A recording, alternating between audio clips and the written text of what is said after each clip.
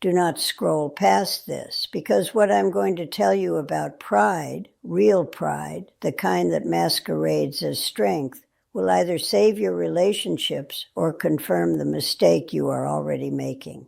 There is one specific morning I keep returning to, a Tuesday, gray sky, cold coffee, and a phone that had stopped ringing weeks before I even noticed. If I had understood what was happening in that silence, my entire second half of life would look completely different. I'm going to share 5 things I wish someone had told me before I lost everything that mattered. Stay with me until number 4, because number 4 is the one that costs people the most, and nobody ever talks about it. I grew up in a small town in the industrial Midwest, raised by a father who believed that a man's worth was measured in output, how much he produced, how little he complained, how rarely he needed anything from anyone. By the time I was 12, I had absorbed that lesson so completely it had become bone. I worked before school, I worked after. When other kids were playing in the summer heat, I was helping my father repair fences, patch roofs, and build things that other people would eventually use and never think about. And I was proud of that. I carried that pride into adulthood like a tool belt. Worn every single day, never taken off, not even at the dinner table, not even in bed. I became an engineer, then a manager, then a man with a title that people said with a particular weight in their voice, the kind of weight that comes right before they ask you for something. I am 79 years old, and I want to tell you something that might save your life, and not your body, but the part of you that is still intact. Because by the time most men figure out what I'm about to say, they are already standing in an empty house, wondering where everyone went. I built a career that most men in my generation would have called a success. House, car, retirement account, 2 kids in good schools, a wife who stayed, and I told myself that meant everything was fine. It wasn't fine. I just wasn't looking. Nobody warned me that the life you build with your hands can become the very wall that separates you from the people you built it for. Nobody told me that providing for a family and being present in a family are not the same country. They are not even the same continent. I had to discover that on my own at 67, when my son told me at a restaurant, calmly without anger, which was somehow worse, that he didn't really know me. He wasn't attacking me. He was just telling me the truth. And the truth felt like the floor had opened up beneath my feet. I'm telling you all of this because I spent 7 decades living it. I made every mistake quietly and with great confidence. And if you are a person who prides yourself on being capable, on not needing much, on handling things, you need to hear what that quietly cost me. The first thing I had to learn was that being needed is not the same as being loved. For most of my adult life, I confused the two. My identity was built entirely around usefulness. I fixed things, I solved things, I funded things. And when my family came to me with a problem, I treated it like a project. I gave them solutions when what they wanted was presence. I gave them answers when what they needed was acknowledgement. I remember my daughter calling me during her first year of college. She was struggling, not academically, emotionally. She had chosen a major her friends thought was strange, and she was feeling the particular loneliness of being different in a place where fitting in feels like survival. She needed someone to sit with her in that feeling. Instead, I gave her a strategy. I told her how to reframe her major to sound impressive in job interviews. I gave her 3 action steps and a follow-up question about whether she had visited the career center. She got quiet on the phone, said she had to go. I hung up feeling like I had done my job. I hadn't done my job. I had missed her entirely. The truth that took me decades to accept is this. People do not primarily need your solutions. They need your attention. They need to feel like they matter to you beyond what they produce or achieve or need from you. If you spend your whole life being capable and useful and never simply being there, you will wake up one day surrounded by people who respect you and nobody who actually knows you. Those are very different rooms to live in. Stop leading with your toolbox. Start leading with your presence. The second thing I learned at far too late was that silence between people is not always peace. Sometimes it is distance wearing a costume. My wife and I had what I used to call a quiet marriage. I thought that was a compliment. I thought we had moved past the need for constant conversation. I thought two people sharing a roof, sharing meals, sharing a bed. I thought that was intimacy. I was wrong. What we had built gradually and without realizing it was a polite distance, a cordial arrangement. We moved through our days like two efficient machines operating on the same floor of a factory, nodding at each other, functioning, never colliding, and never truly connecting. There was one evening I think about more than the others. We were sitting on the back porch after dinner, summer. The fireflies were just starting, and she said quietly, almost to herself, "I used to think we'd travel when the kids left." I said, "We still can." She said, "I know," and that was it. The conversation just dissolved, and I let it, because I didn't understand that she wasn't talking about travel. She was reaching through the quiet to ask if I still saw her, if I still wanted to build something with her that wasn't just maintenance. I missed it, and she eventually stopped reaching. The truth is that relationships do not fall apart in dramatic moments.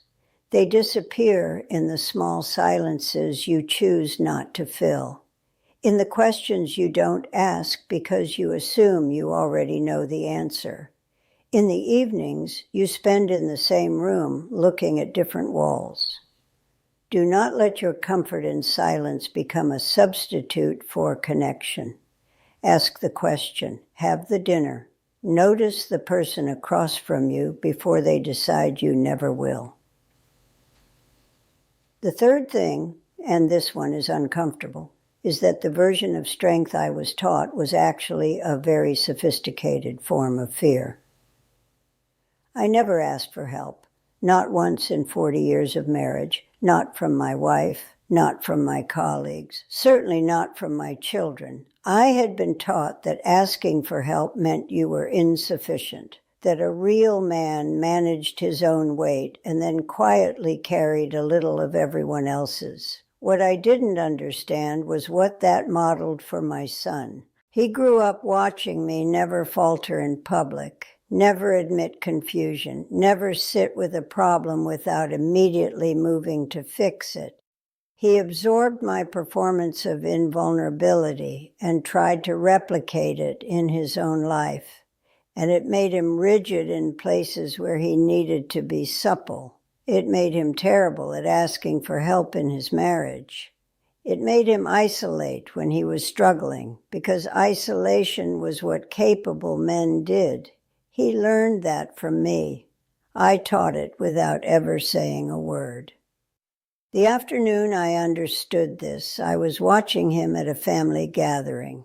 He was sitting slightly apart from everyone, nursing a drink, looking at the middle distance with the exact expression I had worn for 30 years at parties, self-contained, unreachable, proud. I saw myself in him, and I felt something crack open in my chest.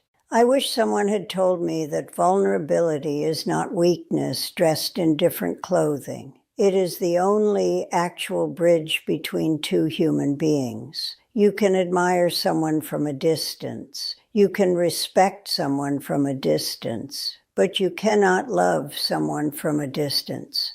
and distance was all I had been offering. Lay down the performance. The people worth keeping don't need you to be invincible. They need you to be real. The fourth thing, and please do not turn this off, is that ambition without attention is just an elegant form of abandonment. I say this as a man who achieved nearly everything he set out to achieve professionally. And I say it knowing that achievement, unexamined, can become the story you tell yourself about why you don't have to show up anywhere else. Every hour I spent in the office past 7 was an hour I told myself was for the family. Every promotion, every commendation, every additional responsibility I took on because I was capable and they needed someone reliable. I wrapped all of it in the language of providing, of sacrifice. But I was not sacrificing for them, not really. I was doing what I was good at. In the place where I felt most competent, surrounded by people who measured me in terms I understood. Work was easy. Work gave me immediate feedback. Work told me every day whether I was succeeding. Home was more complicated. Home had people whose needs did not translate into metrics. Home had emotions I hadn't been trained to read. So I stayed late, told myself it was love, and came home to children who had already gone to bed. I missed thousands of evenings, thousands of small moments that my wife navigated alone. First steps and bad dreams and homework and heartbreaks. The entire interior life of my family was happening while I was in conference rooms, being reliable for people who don't remember my name anymore. The brutal thing about time is that it does not negotiate. You cannot earn it back. You cannot deposit it in advance. And the people who love you will only wait so long before they quietly rearrange their lives around your absence. If you are using success as evidence of love, stop, go home, actually be there. Your legacy is not your output. It is who you were when nothing was being measured. The fifth thing, and this is the one I want you to carry out of this, is that it is never too late to change who you are, but it might be too late to change what they remember. I started at 70. That is not a typo. 70 years old, I sat down with a therapist for the first time in my life. My wife had left not long before, not dramatically, not with shouting, just with a quiet packing of bags and a conversation that was sadder than any argument we ever had. My son and I had a relationship that consisted mostly of logistics. My daughter lived 3 states away and called on birthdays. I sat in that small office on a Wednesday afternoon and said out loud for the first time that I did not know how to be close to people, that I had built a life that kept everyone at a beautiful, managed distance.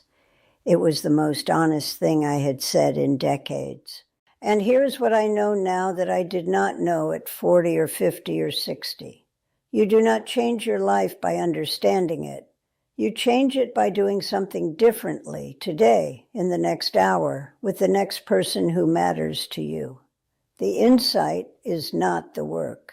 The call you make, the dinner you show up for, the moment you choose presence over productivity, that is the work. I am a different man now than I was at 60. I am closer to my children than I was when they lived under my roof.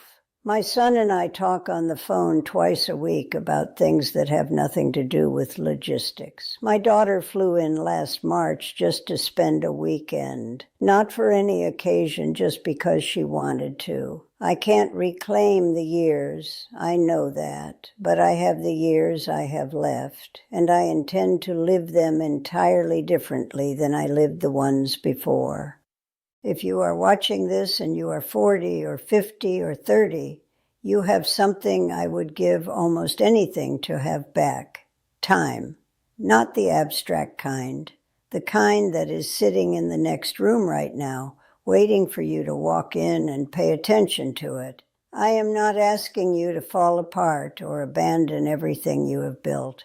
I am asking you to stop letting the building be a substitute for the belonging. Put down whatever you are carrying that has become a reason not to be present. Call the person, ask the question, sit on the porch and actually notice who is sitting next to you. If something in these words landed somewhere in you, leave a comment, not for me, for yourself. Sometimes writing it down is the first honest thing we do. And if you know someone who is walking the road I walked, share this with them before they get too far down it. You still have time. Use it like it matters, because it does.